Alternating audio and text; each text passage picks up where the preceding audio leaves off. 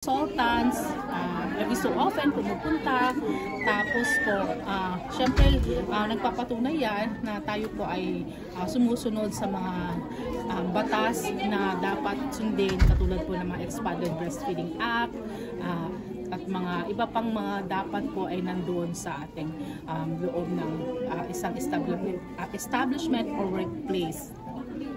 So, kaugnay naman po nito is paano po nakakatulong ang proyektong ito sa pagpapalaganap ng kaalaman at kahalagahan ng breastfeeding? Okay. So, yung breastfeeding po ay napaka-importante. Ito po ay sinasabi. I'm not an expert, no? So, hindi po ako pwede magsalita masyado about sa kahalagahan ng gatas ng ina. Pero alam naman po natin that it is both an economical aspect po ng buhay ng mga tao na libre po to.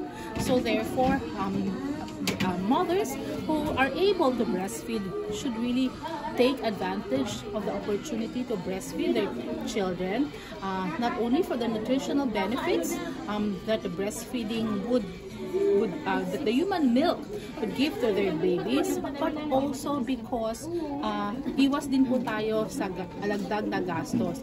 At ang sinasabi ng mga experts, for the first 6 months, dapat po ay naka-exclusive breastfeeding ang mga bata. At then for the next 1,000 days ay dapat din po na kasama po ang breast milk sa kanilang daily nutritional needs ng mga bata. So, ibig po sabihin ito, kami po sa SM ay katuwang po ng ating gobyerno sa pag-advokasya ng kung saan po ang for us to have a healthier Philippines by having the future generation Alpha, the generation Beta, and even the previous generations po. Kasi nagsimula po ang advocacy namin ng breastfeeding simula pa po ng 2005. 5 years prior to the implementation of the law requiring the workplaces or employers to have breastfeeding stations in the workplace, meron na po kami, nagsimula po sa SM Mega Mall, at ngayon po 88 breastfeeding stations all over the Philippines. And for the qualified malls, and 100% po ay certified ng DOH for being mother-baby friendly workplaces.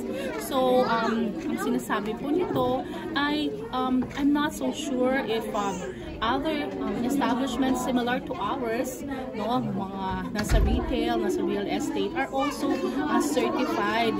But we would like to believe that we do not have the monopoly of these good efforts or endeavors.